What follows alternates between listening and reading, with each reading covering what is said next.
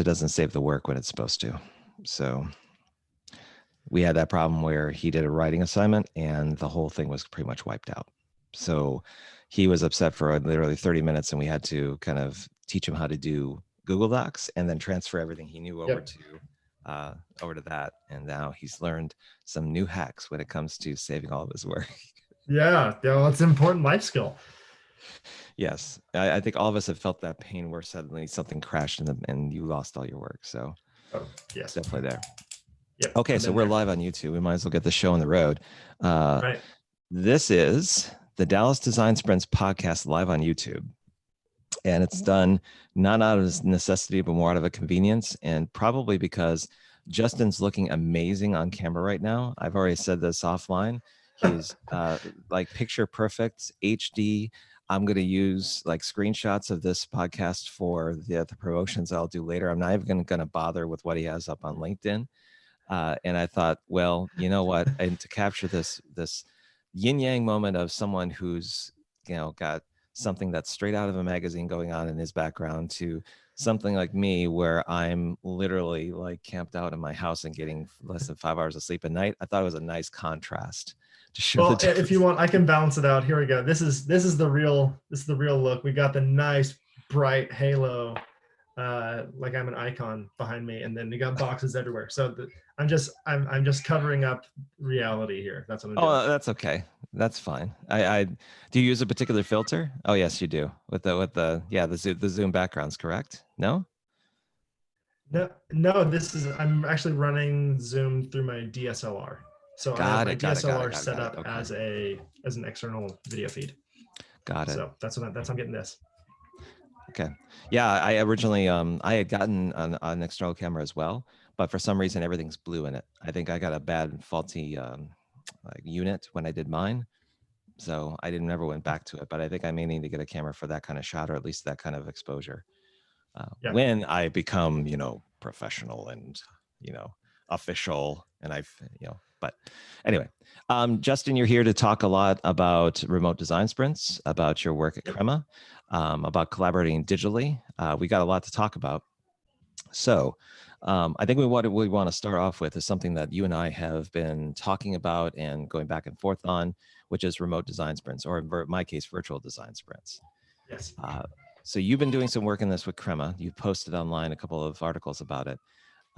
And the stories are there. But what I'd like to do is start the conversation off by getting your perspective on how you came around to remote design sprints, and what do you see from your perspective are some of the inherited advantages with going that route? Yeah, my remote design sprint journey started when we have a client that is based in Switzerland. And for the last 3 or 4 years, we've been begging them to require us to travel to Switzerland, but they have not required that yet. And so we've always collaborated virtually. But then something came up. They were under a big time constraint, and they said, "Hey, do you have anything that can help us get this output in this amount of time?"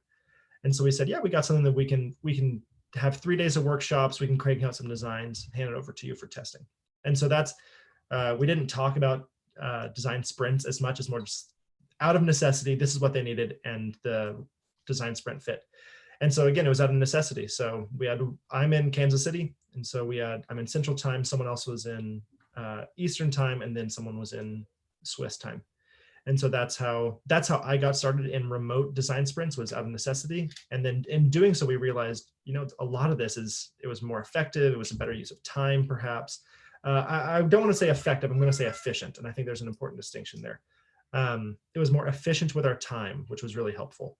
And the client got the outputs they wanted. And so from that point on, it was like, well, why would we force something if it can't happen?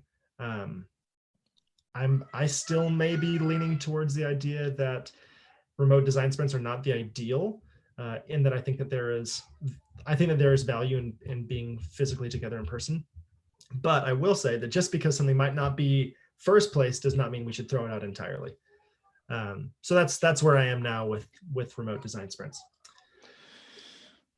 Do you think that the openness of your client was part of the reason why this journey into remote design sprints was successful for you? Do you think they went along with? what you were doing and saw the results and kept on going with it because of of what they were experiencing?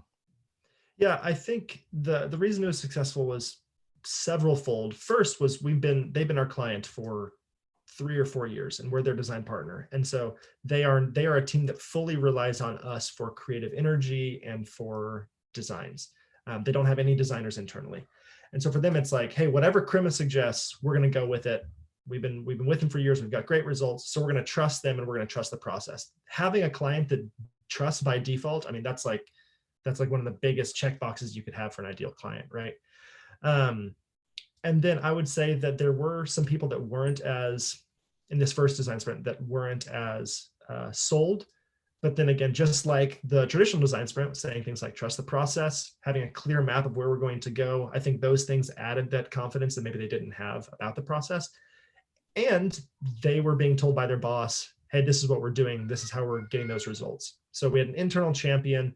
We had long history with them. They trusted us, and that process was still valuable. So, and from your perspective, when is it proper to, let me rephrase the question. From your perspective, when is it the right time to do an in-person physical sprint versus a remote design sprint? that's a great question. I'm trying to think if I even have like a set checklist of if these things, then in person, if these things, then remote. My default is if it's feasible, if it's reasonable, if it's possible, and those are three very conditional terms: feasible, reasonable, and possible. Then I would say let's be in person. We traveled down to Austin to run a design sprint with the company right before COVID hit, like days before. So thankful that we got in there and everybody's still safe. And part of that is I don't know if that team would have, biting off a design sprint internally for that team was, I think, a big enough jump of trust, or a big enough leap of faith rather, that going another leap of faith to let's do this thing you're not familiar with a way you're not familiar with it, then I think that would be harder to sell to that client. And so in that way, it was a way of gaining trust. We go to them, and now I feel like we can go to them and say, hey, what if we did that thing we did, but we're going to do it digitally this time? I think they're far more likely to say yes. And so I think if we need to gain trust, perhaps if it's the first time with a client, if they're nearby, those are some signs I look for if it's reasonable, feasible, and possible. Yeah, we could talk a lot about that, but I don't have like specific credentials on that. Okay, I was just curious. It's one of those questions that come up every so often now with people that are thinking about going one way or another, which leads me into my next question for you. Do you think with this pandemic that we are all experiencing, we're eventually hopefully going to get through, do you think the argument has shifted so that pitching a physical in-person sprint is going to be much more difficult in relation to pitching a remote or virtual design sprint? Because in the past, it was usually the other way around. That's a great question. I think it all depends on how leadership changes during this time. Not leadership changing in regards to these people are out, these people are in, but how do the postures of leadership change? I think that I think everyone is agreeing on this, that we're at an inflection point. We are at a monumental point in business, that there will be books and PhDs and all kinds of things written, focused on about this time. And I feel like it'll be organization by organization, because I think there will be some companies that 5 months down the road, or 6 months, or a year, whenever every single person from their team is back in the office, safe and healthy, and there's not a concern at all, we are fully back to normal, whatever normal was. I think there will be some people that are going to say, you know what? There was some real value to that. And I think that there's going to be some push from teams beneath to say, what if we kept doing these types of things? I think we got more work done, et cetera. But I do think there's going to be other teams that say, man, I'm so glad we're back. Let's sit down in the boardroom together and do this thing just like we used to. Now, that being said, I think that that's why this intermediary time during the pandemic, I think that's when we need to start selling these things, because then we can gain trust so that we can then go in person later. Because I think that design sprints, I think that COVID-19 has provided a little kind of like that opening at the bottom of Helm's Deep. in Lord of the Rings, The Two Towers, right? There's an impenetrable fortress of clients saying, we're not going to think, we want to do these things, but I'm uncomfortable with design thinking. I'm uncomfortable with these creative workshops. I'm uncomfortable with these things. But now with COVID-19, there's kind of those things are kind of out the window, because the question is, well, how do we solve problems now? And so if we can get in that little alcove of, we can help you solve your problems, and they say, okay, help me do that. Help me facilitate things. We're supposed to have an all team session in 2 months. I don't know how to do that. Can you help me facilitate that? I think then we can get in there and we can blow up the wall, as it were. I don't often choose metaphors where I'm an orc, but in this case I am. But I think that if we can use this opportunity to say, design sprints are a way that can help you, we can help you facilitate, we can become your trusted facilitator for all kinds of things, then once the pandemic is done, we can be that trusted resource. We can be the person that either remotely or in person assists in their facilitation, their problem solving, and their creative work. So I have two views on this. The first is, I don't think we're going back to the old normal. I think it's impossible. I think that there's a healthy level of denial in the United States as well as other nations, where people feel that this is something that has to go through everyone's system in terms of the coronavirus and people gaining immunity and everything else. I think this pandemic, or this particular virus, is something we've never seen before, and we still don't understand it. And until the scientists say that we can all start, going outside and hugging one another, everything else is, politically motivated, or has they see the writing on the wall when it comes to either their own careers or what the economy as it is. Everyone's being fine now, but there's a real reality that this thing is pretty bad. Yeah. And as a result of that, let's say hypothetically, we in November, we start getting out of the weeds, which is what I had thought earlier in the year. So this is going to take, in best case scenario, less than a year. Worst case scenario, we're talking December 2021 before we really have any sort of feeling that we're kind of in a better space. I think that this work from home, being at home with your family, having things kind of walled off a bit and being very careful about your environment is going to stick with some people, meaning that they will not come to an in-physical workshop for fear of getting the coronavirus or of something else happening to them, because they have elderly that live at home, they have kids. There's just too much evidence to suggest that unless this is totally gone, people will not feel comfortable and will not do it. Now, everyone needs to get paid because they have a job and they have to do they have to, cede to their employer certain things. But I think culturally and socially as a society, we're going to start being a lot more careful about how we physically interact just because of this. And then the byproduct of that for physical workshops is that you're going to have to make a really hard sell on flying people in an enclosed space, on a plane, in a train, in the same room, in the same meeting room. Yeah. And without, even if everybody's tested, there's still that, well, what, they're asymptomatic. That's going to linger. And I think that I don't know if people who have made their bread and butter on in-person workshops are really grasping that. I see a lot of, best practices around virtual meetings and remote sprints that are written by people that have not made their living by that. And I understand what they're trying to do because they have to feed their families and make a living as well. Right. But I agree with you that this space, remote and virtual design sprints, is a fundamentally different animal. It requires a whole different set of skills. It's something that needs to be done with practice and not by reading articles. Right. Yeah, I couldn't agree more. It's funny how our brains are shifting. My wife and I were watching a movie a couple weeks ago, and there was a scene where characters walked into a restaurant, and it had only been like a month of quarantine or however long our stay at home has been in place here in Kansas. But my wife and I already were feeling like we both had a feeling, without talking about it, like, oh, should they be doing that? Like it's a bizarre thing that we're already thinking like, well, that's kind of strange that they're like in a public space doing those things. And so that's just a way that two Kansans, our little perspective is changing. I do think there's a distinction also with the size of a company you're working with, right? My company is Crema is only 40 people, and we have 2 offices. And so that's a different story than working with enterprises that have a multi-level 10,000 employees type of organization. And so there are a lot of clients we work with that are only 3 or 4 people. And so I could see them saying, hey, we all live in the same city. We all are in the same jurisdiction. We've been having the same protection, et cetera. So we're willing to do these things, but those larger enterprises having a totally different perspective on that. So I could see that playing out in our client portfolio.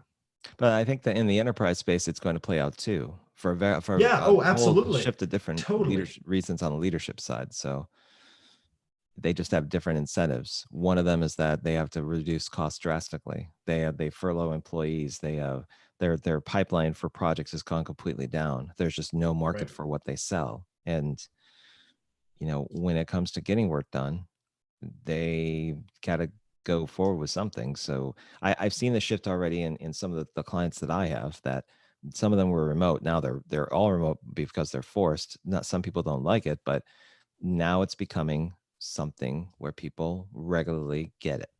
And if some companies are trying to if they try to dial that back, good luck. I don't think it's going to happen for a majority of them. Some will, but I mean, this is the new normal.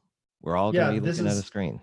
There's that quote, I'm trying to remember who it is, but the only way out is through in this case. And so I think of Jim Collins' book, How the Mighty Fall, Why Some Businesses Give In and Others Don't.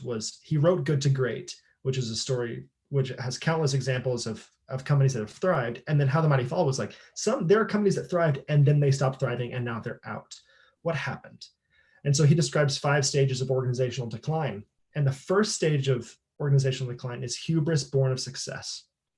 And what that means is that you are saying, you know what, we've made it this far, we're okay. And I mean, there's countless of traditional examples of this: Blockbuster, Kodak, Kmart, the taxi industry, Barnum and Bailey Circus, where when competitors came in, when Netflix, Uber, Cirque du Soleil, when those new things were being disrupted, when digital cameras were out, Kodak said, no, I think this is a fad. And I think the only way out is holding our ground. But nothing is sacred in this case. And so the only way out is through. And so I implore any owner to release any hubris born of success in light of Jim Collins' request. There's also the notion that some of the Haslow's hierarchy of needs are going to play into this, where a lot of people in the service industry don't have jobs. They haven't had jobs. Getting a 12 in the US, they talked about a stimulus package where it was $2,100, like $1,200, $2,100 for one shot. That's not going to do it. And people are going to be looking at just the basics of, do I have a home? Do I have utilities? Do I have food coming in? Can I provide for my family? Simple stuff. And if that's just not met, then yeah, it's one of those things where you can talk about, like, and I was nodding my head vigorously with that first one about hubris because I see it all the time. That's probably going to kind of seed way to the fundamentals of, can we as a society take care of one another effectively? And that's where I say that a lot of people are talking about the value of remote work and the necessity of the necessity of remote work now.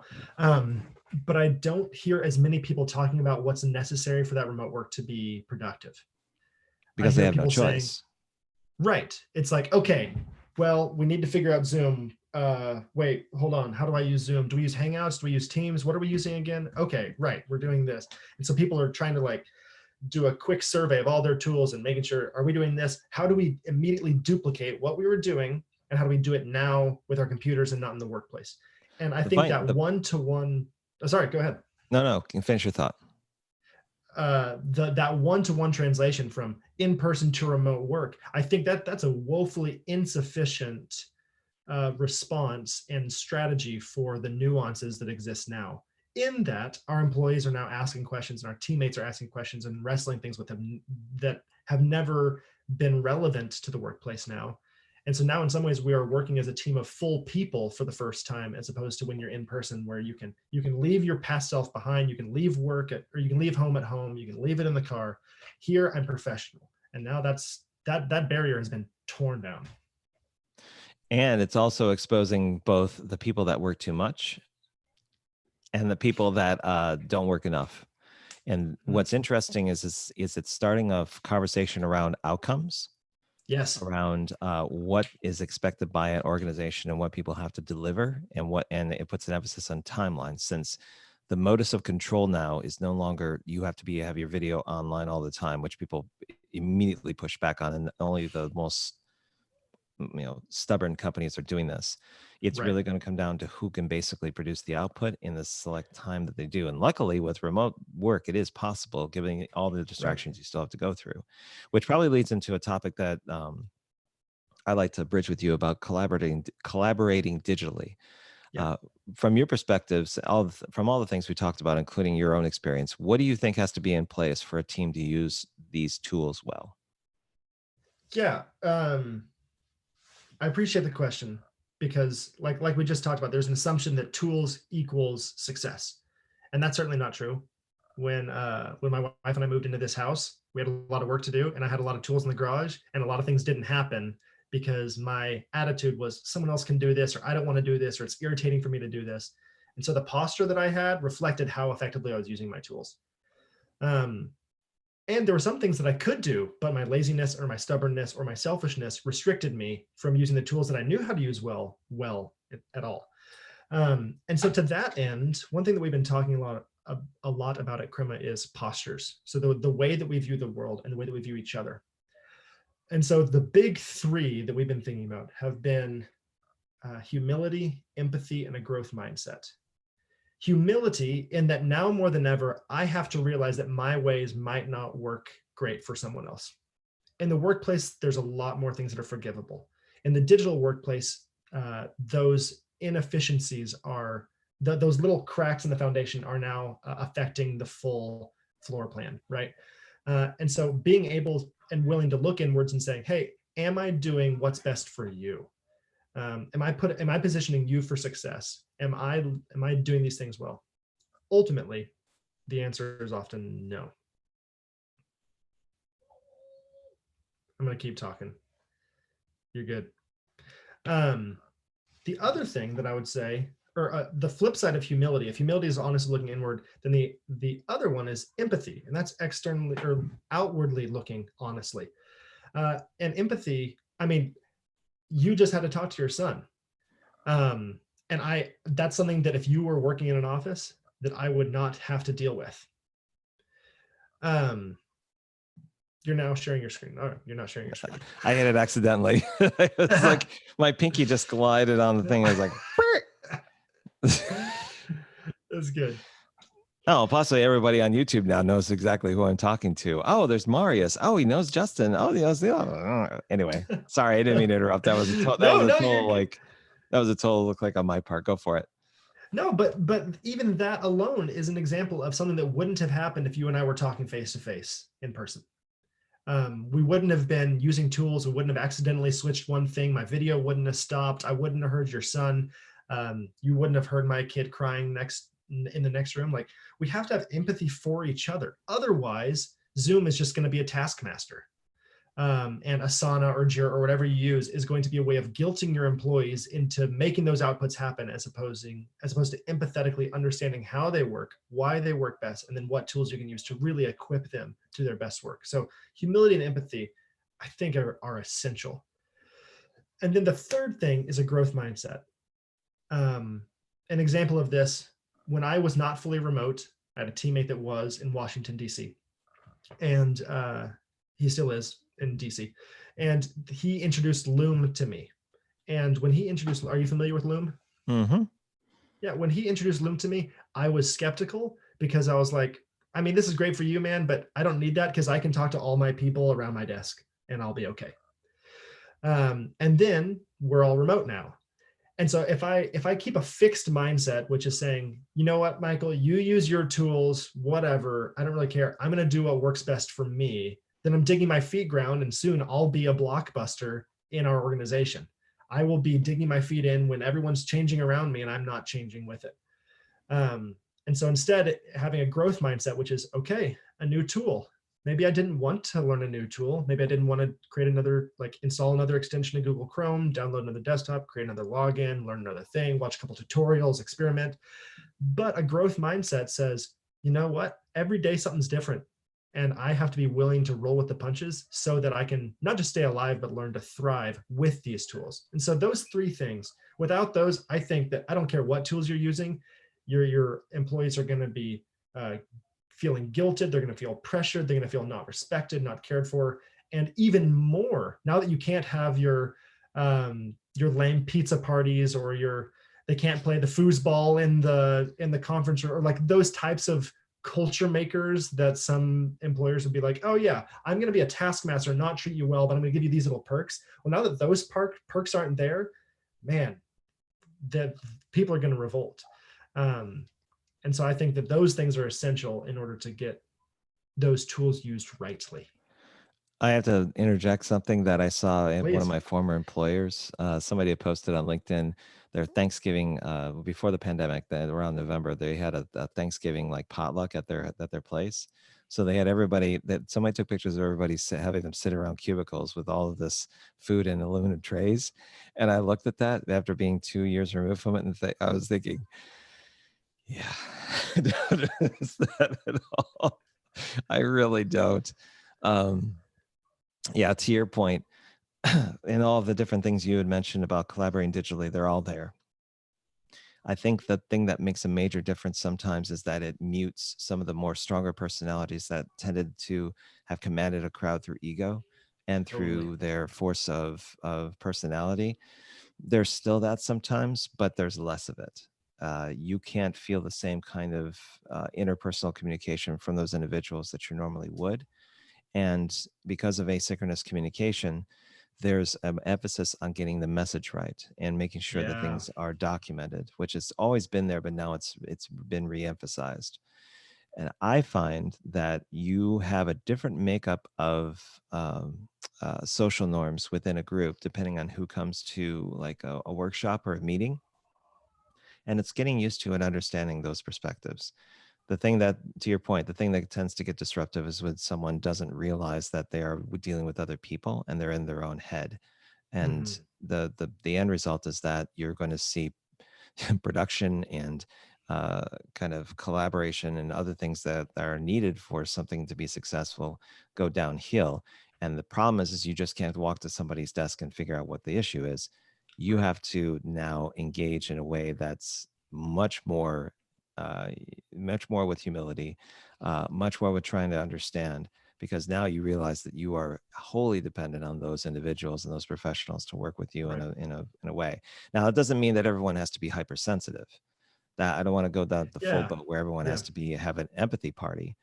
I think you just have to basically recognize that people have certain professional limits that they can go when it comes to understanding and being on a call for 2.5 hours.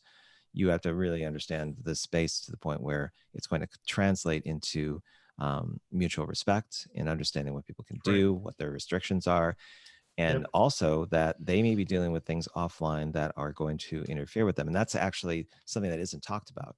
Let's say you have somebody in the house that has COVID-19 but can't get into the hospital. They have to be quarantined in their own house. There's a considerable amount of stress from that individual. And I know a couple people that are like this, that have this situation. And they've been quarantined for now 4 weeks, and some of them. I know one person is getting close to their 4th week. And that's something that is lingering in the background. You have to pay attention to fever. You have to be on call for things that happen. If things get worse, you have to do a 911 and get everybody where they need to go. Those kinds of things are things that if you aren't recognizing them as part of the equation of working with somebody in a collaborative workspace, even if it's just day to day, that's gonna penalize you, and it's gonna penalize the team if you aren't aware of those situations. Totally. And now there's realities like, let's say that you're living with your spouse or your significant other, and both of you work, and you have a kid, and now all of a sudden, what happens when there's 2 Zoom meetings at the same time? Normally, your kid would be at childcare, and you both can be doing your own professional pursuits. Again, there's just new realities that you have to deal with. It's not as simple as it's not as simple as if someone's drowning, you can't just throw the life vest of Zoom and Loom and Miro and say like, all right, thanks, and then zoom away. It takes a lot more than that.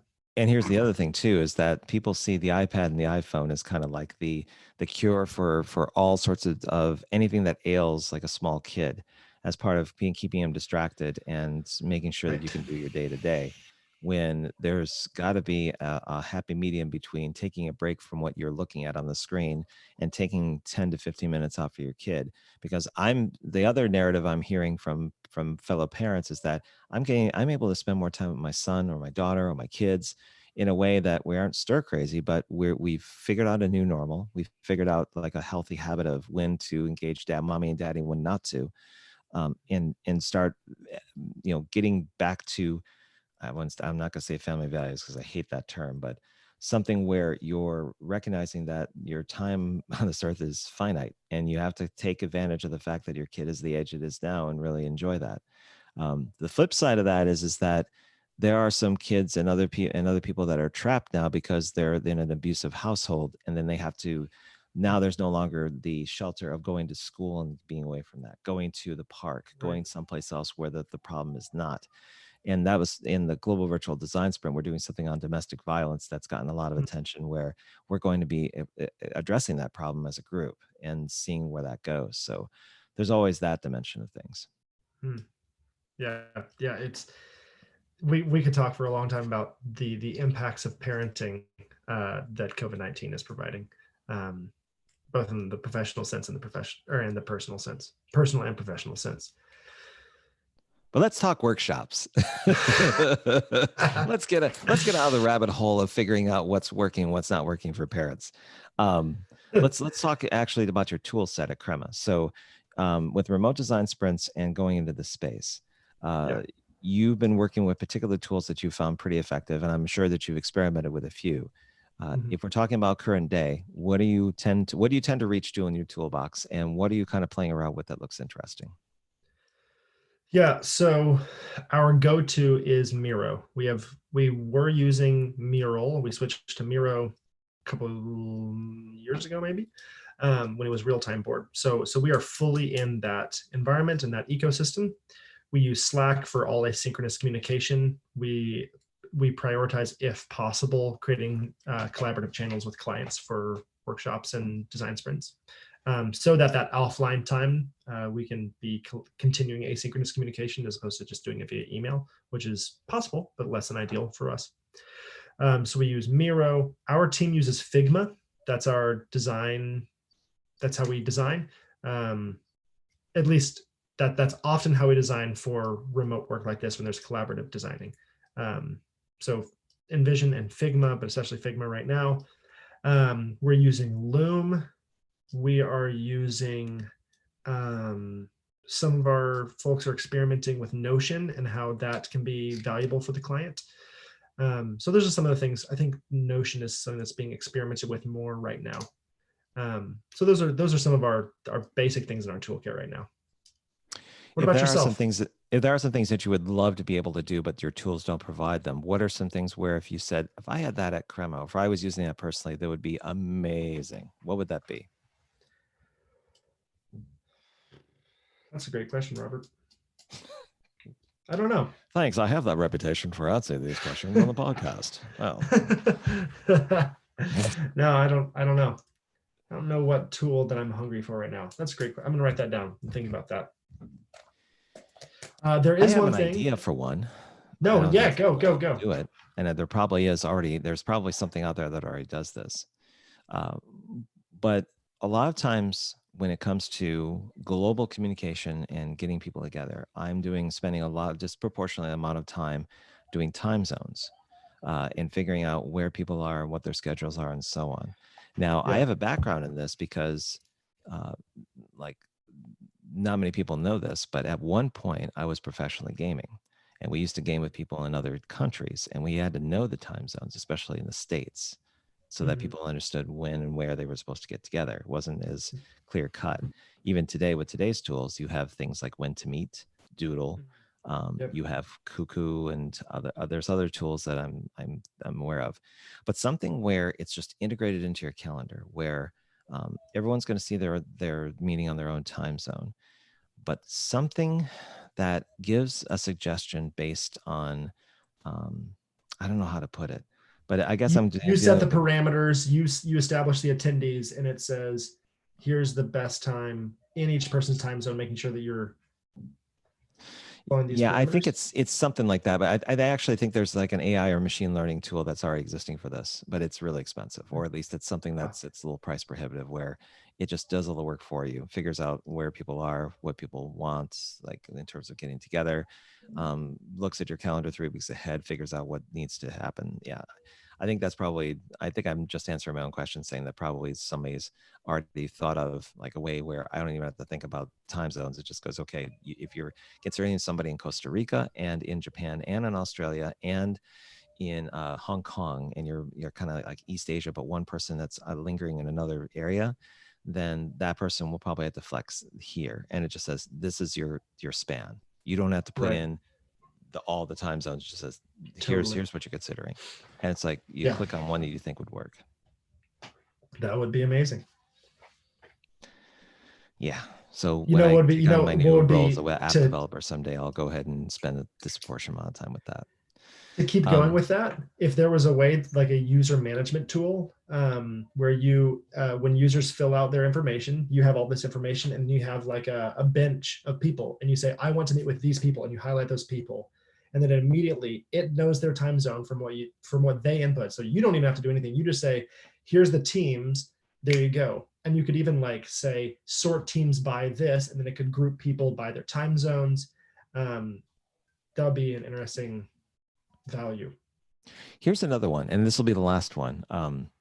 So I remember about 1.5 years ago when someone who was into 0D design, her name's Alex Ornelas, somebody I admire for how smart she is. There was this presentation that she had done based on a conference she went to about how there's machine learning and AI assisted help desk tools that would measure the stress in someone's voice or emotion in someone's voice on a customer call, like they got in an accident or something else. And it would help them phrase what they would say and how they would say it. This is like 2 years ago. So this is like early on, but it was almost like a voice assistant or something that would assist in this. I bet you that there's something where instead of just basically text on the page, you're going to something like LinkedIn or to Google, and somebody who's struggles digitally with how to do things. This recognizes what page you're on, and it starts to figure out what you're trying to do, or you just basically, hit the space bar and it says, I'm trying to do this. And it goes, okay, try this. And it actually shows them steps to do on the page that aren't pre-recorded, but actually figure out based on usage of that site that's shared through an API, what people typically do to get things done. Try this one, try this one. And it learns based on what people feel is successful. And they can either like do an emoji or do like a confirmation of some type, saying like, yep, that works. Yep. Or something. It sits on top of what you do, and it's just your assistant. You can customize it and everything else, but it's not the annoying kind of like chat that pops up on some sites where it goes, you have any questions about what we do? And you just landed there. Right. This is more like a companion tool that literally is part of your existence. It doesn't necessarily live on a laptop. It can live on your Mac. Sorry. It can live on your laptop. It can live on your phone. If it can live on like custom devices that take in the API, but it's very lightweight. It's not like, what do I say? It's more voice than anything else. Because then I could do a lot of I can use that for like the global virtual designs for people that don't know about process or tools, and say, this is what we typically do when we want to use Mural. We want to set up something on like for a meeting or something. Yeah. There is an idea that comes to my mind. It's something that we're working on internally at Crema. It's a solution we're trying to fix. Two of them. One is we're working on a solution to schedule Slack messages. This seems like a no-brainer, especially with asynchronous communication. You have something on your mind, you want to get it out, but you don't want to bother someone right now. I want to send it to them tomorrow morning, whatever it is. So that's something that's like, it's a no-brainer. Someone on our team is working on it. I don't know why it doesn't exist. So I hope that happens, because that'd be convenient. A project that I personally am working on is a quote management app, because I read a lot, and I do my best, or I try to read a lot, whether that's actual hard copy paperback books or whatever, or whether that's blogs or listening to podcasts. I mean, we're, as facilitators, I think it's part of our job is to be in the knowledge industry. And so we shouldn't just have the hard skills. We should also have some sort of an academic library that we can be regularly going to. And what we're trying to figure out is how to manage that knowledge. When I've read something and I highlight something or I pin it or whatever, however you do it, what is a seamless way that can be integrated into my workflow when I'm producing new somethings, when I'm writing a new blog, when I'm creating a new workshop, when I'm publishing this, whenever I'm producing something, what is a way that my previous knowledge can be applied there? And so that's something that as we're creating knowledge and as we're preparing workshops and like, hey, I'm preparing these events, these things, it would be nice if there was something that would remind me, hey, you read something about this a year ago.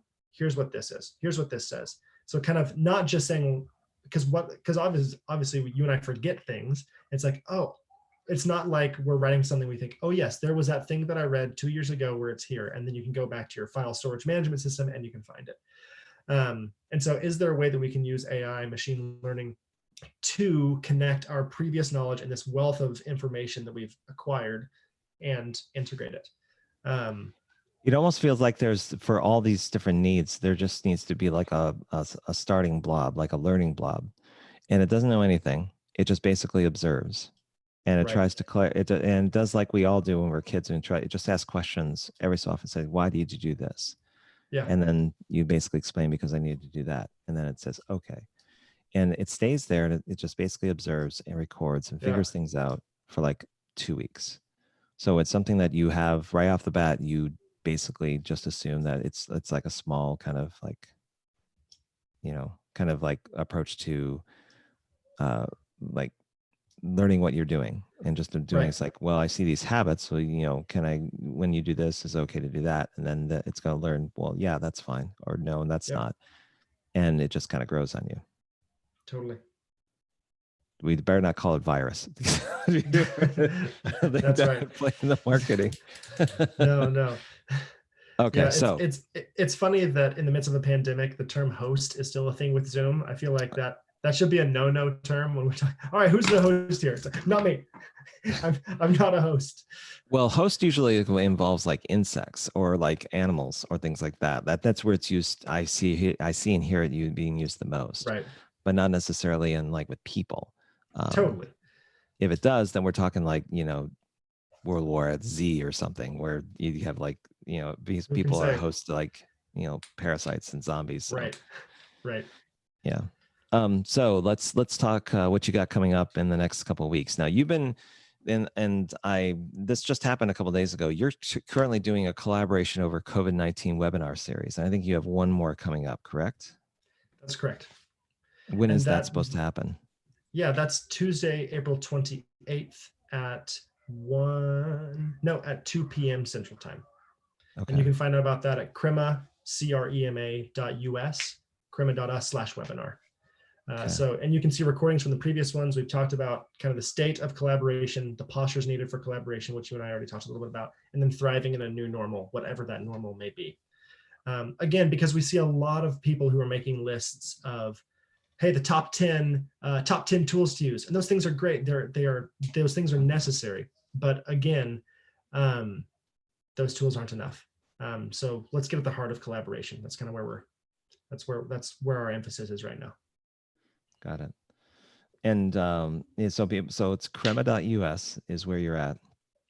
Is there anything else you'd like to let people know about while we're together here?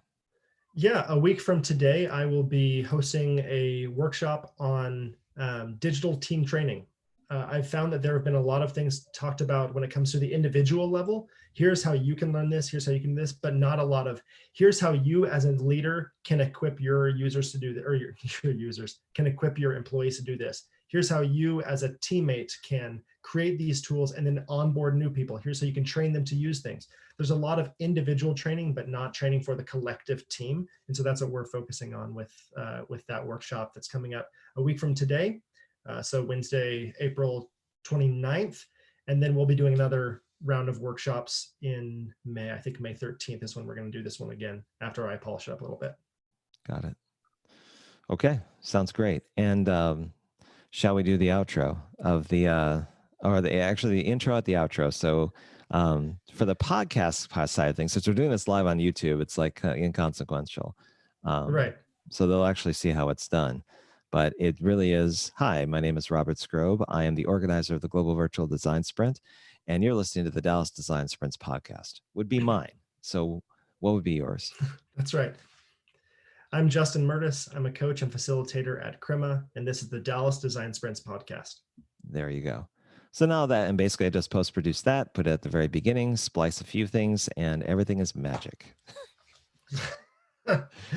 Love it. Right. So thank you very much for coming on, Justin. I've been wanting to talk to you a bit about remote design sprints, and I do agree that if we had enough time, we would make this 2 hours because we would get into all the nuances about. We could talk for a long, long time. Because I don't know about you, but I know that outside of the process itself, working remotely is going to be the thing. And I think there's some things on the horizon, even past design sprints that are coming up that we can go back and forth in terms of ideas. And we'll save that for another time. That sounds great. But I think we're both in the same space in terms of where this thing is going. So yeah, well, good luck with GVDS 4, right? This is the round 4. Good luck on that, and I look forward to hearing how it goes. And if I didn't have a baby on the way, then I would probably be participating in it. You concentrate on that, and pre-congratulations before that happens. Thank you. I envy you because I remember when I first had my son and how wonderful and taxing that was. But it's it's one of those lifetime events that hopefully will be something that outside of all the diapers and the chemical dependency everything that happens. Right. Yes, it's our third baby, and we've never had a baby in the midst of a pandemic. So it's still new. You like a challenge, in other words. You're good That's for right. that. We planned for this. All right. Well, congratulations all the same. And thanks again for coming on, Justin. Hope you have a good rest of the week, and I'm sure we'll talk again later on. Thanks, Robert. Okay. Bye. Bye, Justin.